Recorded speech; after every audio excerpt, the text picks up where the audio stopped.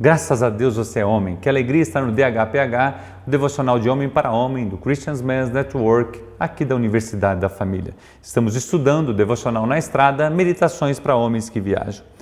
Como encaramos o pecado? O relativamos, consideramos que estamos melhorando ou eliminamos? Como disse o Edwin Lewis Cole, a mentira, quanto mais próximo da verdade, mais destrutiva ela é.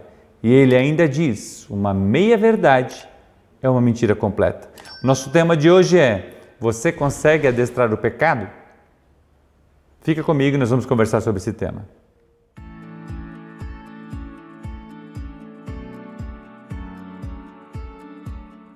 Chuck Sticker compartilha nesse devocional sobre uma ligação telefônica que estava clara na sua mente ao ligar para um amigo com a intenção de saber como ele estava, e ele fazia isso de uma forma regular. E nesta ligação ele perguntou como ele estava lidando com o alcoolismo, pois ele já tinha ido para a casa de recuperação e há algum tempo Chuck o estava tentando ajudar. A resposta dele foi, nada mal, parece que estou melhorando. Pelas palavras dele, Chuck pôde entender que na linguagem de seu amigo ele estava administrando a bebida em um nível aceitável e ele queria consertar a sua vida, mas ainda poder beber. João, no capítulo 5, versículo 14, Jesus nos diz, mais tarde Jesus o encontrou no templo e lhe disse, olhe, você está curado, não volte a pecar, para que algo pior não lhe aconteça. Uau! Você conhece essa história? Aquele homem estava lá no tanque de Betesda há 38 anos e cada vez que a água se movia, ele queria ir, porque quando a água se movia, a água tinha o poder de curar as pessoas naquela época, naquela parte da história. E ele cada vez que ia, como ele era paralítico, não conseguia chegar a tempo, alguém chegava à sua frente, e essa foi a desculpa que ele deu a Jesus, quando ele perguntou se ele estava bem e se ele queria ser curado. E Jesus milagrosamente cura aquele homem, conhecido como o homem de tanque de Betesda.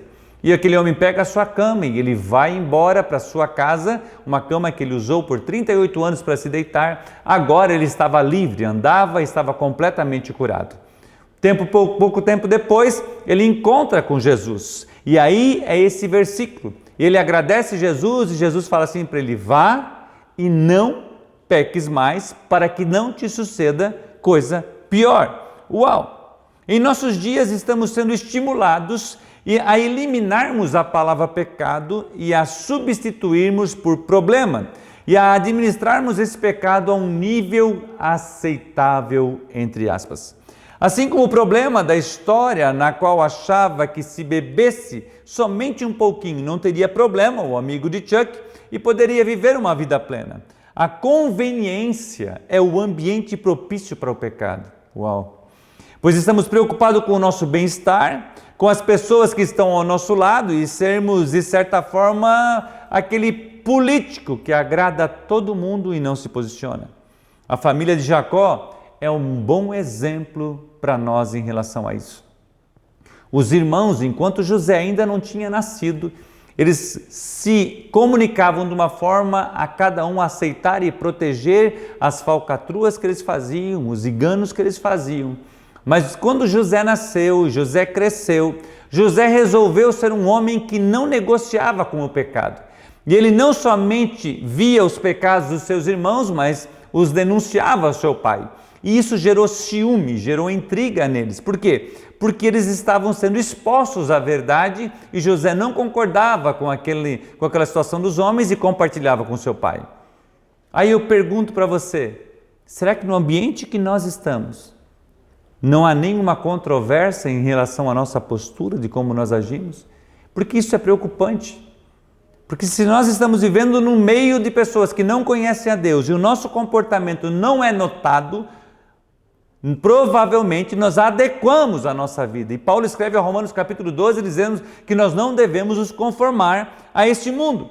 Não aceitar os pecados do irmão fez com que ele pôde chegar a governador, ou seja, os pecados impedem a nós de alcançarmos o potencial. E os irmãos deles estavam vivendo nesse colúnio de pecados, sempre concordando entre eles e protegendo uns aos outros. Agora eu quero fazer algumas perguntas para você. Que pecado você tem aceitado como administrável em sua vida? Será que seria uma meia nota? A pornografia? Uma meia verdade? Um flertezinho com alguma mulher? Um pouco de bebida? Um vício que você tem? Jesus foi enfático com aquele homem que estava no tanque de Betesdas. Vá e não peques mais.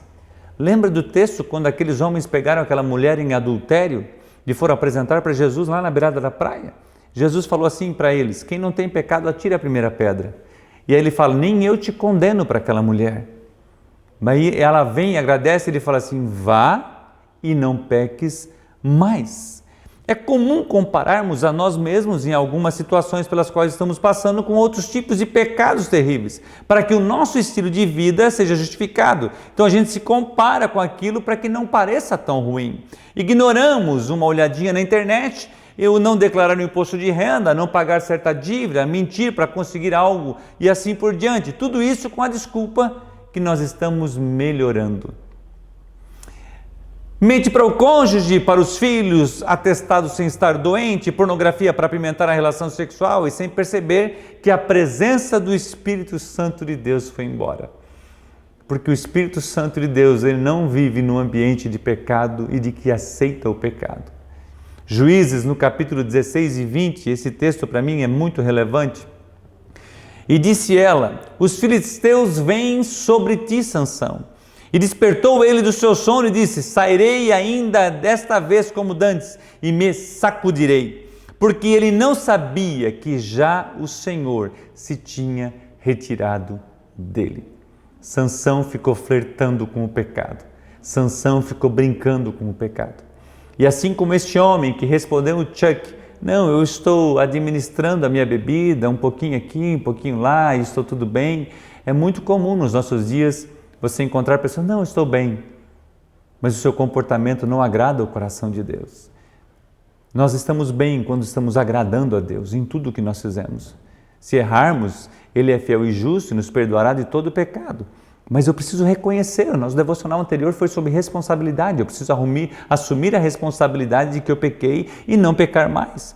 Enquanto não encararmos o pecado com o pecado e não eliminarmos de nossa vida, impedimos Deus de nos fazer prosperar. Deus não nos dá níveis aceitáveis que são agradáveis a Ele do que aos outros. Não se engane dizendo que seus pecados são menores do que os outros. Olhem para Jesus e aceitem a graça capacitadora dele para você não pecar mais. A graça nos dá o direito à salvação e não a pecar. Eu vou repetir essa frase. A graça nos dá o direito à salvação, mas não dá o direito a pecar. Pela graça sois salvos, isso não vem de vós, é dom de Deus. Mas a graça também me capacita e capacita você a viver uma vida sem pecado. Talvez seja o tempo de ouvir a Jesus quando Ele disser para você assim: pare de pecar. Sabe aquela voz do Espírito Santo falando ao seu coração? Ore e peça a Deus para que Ele lhe mostre onde você estabeleceu níveis aceitáveis de pecado. Se arrependa, confesse, resolva a situação e se for necessário, resolva essa situação se for necessário, ou seja, procure a pessoa, se for para pedir perdão, se for para ressarcir, se for para fazer algo, e coloque no seu coração: eu não vou pecar mais. Peça-lhe forças para não pecar mais. Faça parte de um grupo pequeno de estudo da Bíblia, e uma das opções que a gente sempre lhe oferece aqui é a questão do currículo CMN Hombridade, que é um estudo bíblico profundo sobre a hombridade. E nesses cursos você encontrará um ambiente propício, um processo a seguir e homens de Deus para lhe ajudar. Chuck estava ligando para o seu amigo na intenção de ajudá-lo a sair da zona de conforto, da desculpa que estava melhorando, oferecendo o seu ombro a ele para ombrear, pois cria na transformação completa daquele homem. Não brinque de ser cristão, não brinque com o fogo. Provérbios 6, 27 e 28, a Bíblia nos diz: pode alguém colocar fogo no peito sem queimar a roupa?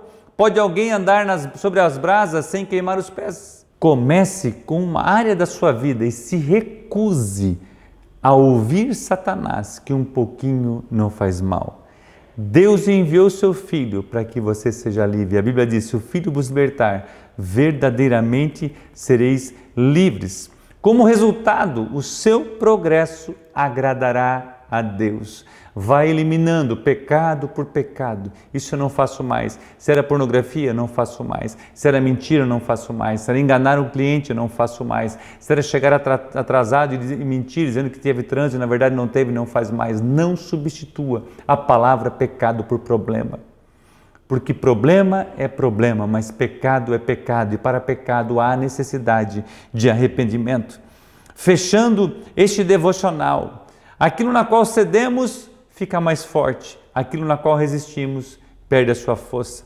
Você não consegue adestrar o pecado, é uma mentira, isso é uma mentira, mas através do sacrifício de Jesus Cristo, você pode ser liberto de toda a culpa do pecado, e através da sua graça capacitadora, você pode viver sem pecar. A chave é o arrependimento. Lá em Atos capítulo 17, versículo 30, a Bíblia nos diz: no passado Deus não levou em conta essa ignorância, mas agora ordena a todos os homens e todos os lugares que se arrependam.